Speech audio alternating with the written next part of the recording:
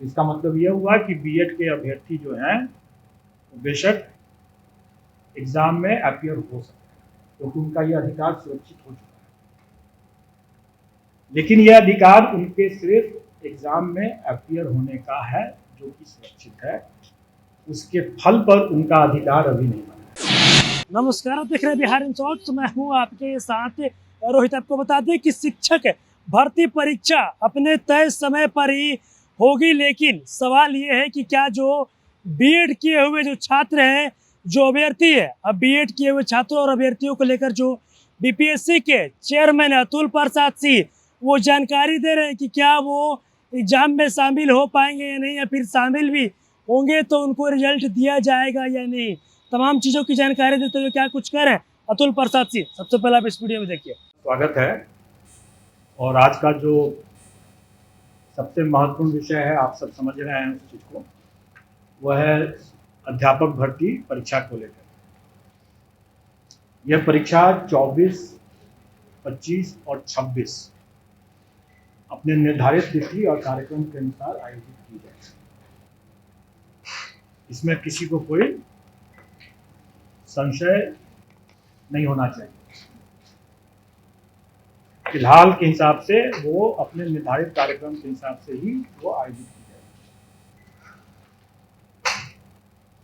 जो भी अभ्यर्थी इसमें आवेदन दिए हैं, वो सभी के सभी इसमें भाग लेने के लिए अधिकृत हैं, वो भाग ले सकते हैं। आप सब लोगों को जानकारी दे दूं कि हम लोग परीक्षा के स्टेज पर हम किसी भी अभ्यर्थी की पात्रता या उसकी पात्रता नहीं है, इसकी जांच नहीं करते। स्व घोषणा आधारित वो जो भी अपना तथ्य आवेदन में दिए हैं, हम उसको स्वीकार करते हैं और उसके हिसाब से हम उसे परीक्षा में भाग लेने के लिए अनुमति देते हैं, एडमिट कार्ड इशू करते हैं। और एक बार जब उनको एडमिट कार्ड इशू हो गया तो वो परीक्षा में भाग ले सकते हैं।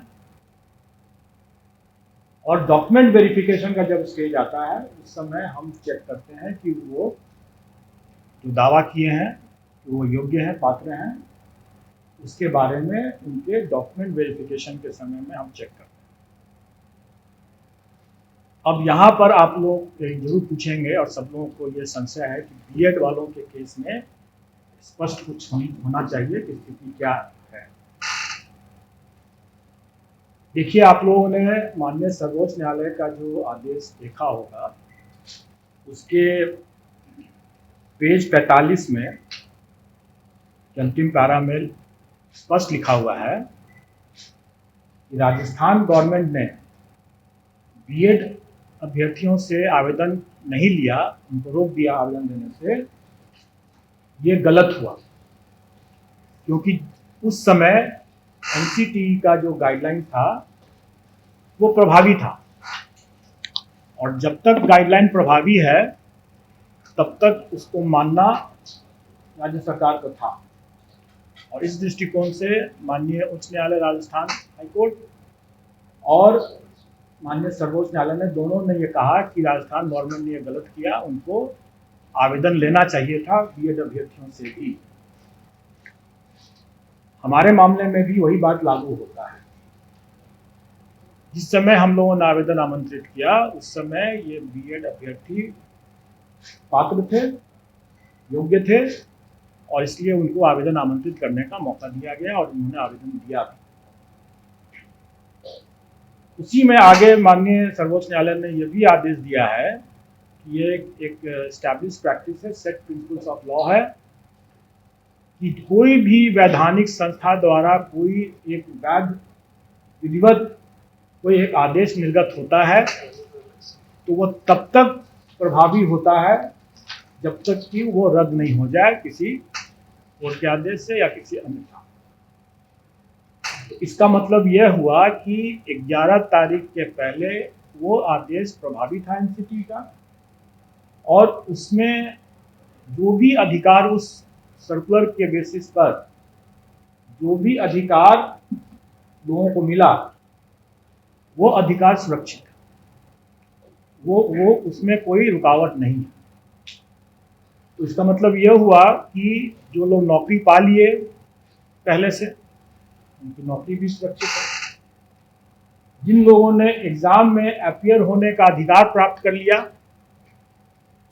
उनका वो अधिकार भी सुरक्षित है। तो इसका मतलब यह हुआ कि बीएड के अभ्यर्थी जो हैं बेशक एग्जाम में अपीयर हो सकते हैं, क्योंकि उनका यह अधिकार सुरक्षित हो चुका है। लेकिन यह अधिकार उनके सिर्फ एग्जाम में अपीयर होने का है, जो कि सुरक्षित है। उसके फल पर उनका अधिकार अभी नहीं बना है। परीक्षा फल के अधिकार के बारे में इसमें हमारे विज्ञापन में भी यह अंकित है कि कोई भी निर्णय एनसीटी के परामर्श से जो राज्य सरकार जो निर्णय करेगी वही मान्य होगा। क्योंकि हम लोग एनसीटी से गाइडेड होते हैं, और जैसा कि मैंने पहले बताया कि पेज 45 सुप्रीम कोर्ट के ऑर्डर के लाइट में राजस्थान सरकार को भी एनसीटी के आदेश को मानना चाहिए था, क्योंकि वो उस समय प्रभावी था, और हम लोग भी उसी को मानते हैं। और एनसीटी का गाइडलाइन जो भी रहेगा, राज्य सरकार का जो भी उस पर जो निर्णय होगा वही अंतिम निर्णय होगा, वही मान्य होगा। ये सबको मानना है। इसके संबंध में जब स्थिति आएगी कि परीक्षा फल के संबंध में कि उनकी पात्रता बनती है कि नहीं बनती है, इसके संबंध में जो भी निर्णय होगा वो उस समय उसके परीक्षा फल को प्रभावित करेगा। अब एक जैसा आप लोगों ने पाया ही होगा कि माननीय सर्वोच्च न्यायालय ने राइट टू एजुकेशन को राइट टू क्वालिटी एजुकेशन भी माना है। स्वाभाविक है, और आप सब लोग अवगत हैं कि राइट टू लाइफ, जीवन का अधिकार, ये शिक्षा के अधिकार के पहले से ही हमारे संविधान में जीवन का अधिकार जो है एक मौलिक अधिकार के रूप में पहले से उपलब्ध है। और माननीय सर्वोच्च न्यायालय ने ही अपने पूर्व के बहुत से आदेशों में इसको विस्तारित करके ये भी कहा है कि राइट टू लाइफ जो है और right to live with dignity को भी उसमें ऐड किया है।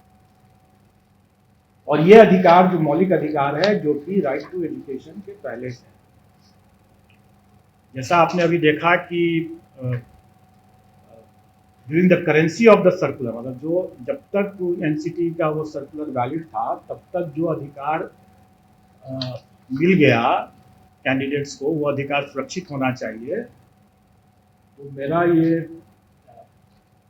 व्यक्तिगत ओपिनियन है, अभिमत है कि जीवन का अधिकार जो उन्हें मिला कि हम बीएड करके ब्रिज कोर्स के रास्ते से हम अपने इस अधिकार का पालन कर पाएंगे, इसकी पूर्ति कर पाएंगे, अपना आजीविका अर्जित कर पाएंगे।